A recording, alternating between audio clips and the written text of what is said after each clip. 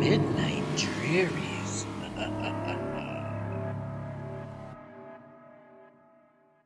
Tristan and Maria arrived at the Prado Museum in Madrid just before closing. They had saved up for years to make the trip from the United States. After quote-unquote acquiring the Bogue van during Grimoire from that old Dutch hex doctor out in the Pennsylvania wilds. All the tourists had left, and the guards would be in the process of making sure the museum was empty before they locked up for the night. Their footsteps echoed the cavernous gallery. No one in sight. And there was the magnificent work they had been looking for, the Garden of Earthly Delights by Hieronymus Bosch. Tristan wasted no time. He took a candle from his jacket. It had a talisman pressed into the wax. He lit the candle and sat it in front of the breathtaking painting.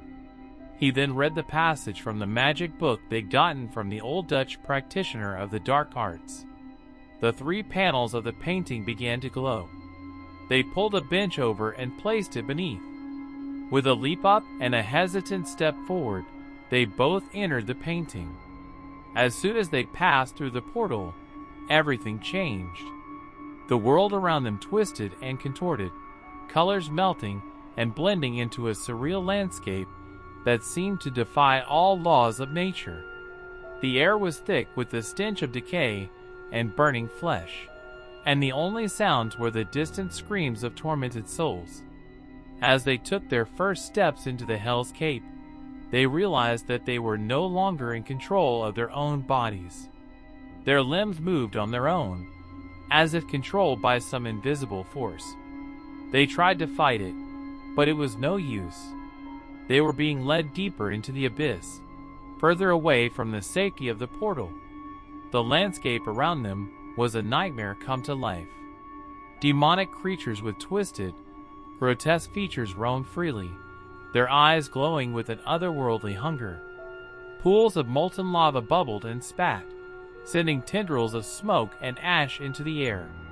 The sky above was a writhing mass of dark clouds, occasionally broken by bolts of lightning that illuminated the horrors below. It was far worse than what the surface images expressed, and all too real. The deeper they ventured, the more horrific the creatures became. Some had multiple limbs or wings, others were made entirely of fire or ice. They all seemed to be drawn to the travelers, their hunger palpable and terrifying. As they stumbled through the Hellscape, they began to lose track of time. Days turned into weeks, weeks turned into months. They were constantly on the move, never able to rest or sleep. Every time they closed their eyes, they were beset by nightmarish beasts. Their bodies were slowly deteriorating, their skin blistered and peeling from the heat and the sulfuric air. They were dehydrated and starving, weakened by their constant flights in search of safety. But they couldn't stop. They had to keep moving, keep searching for a way out. They had to find the portal that would lead them back to the world they knew.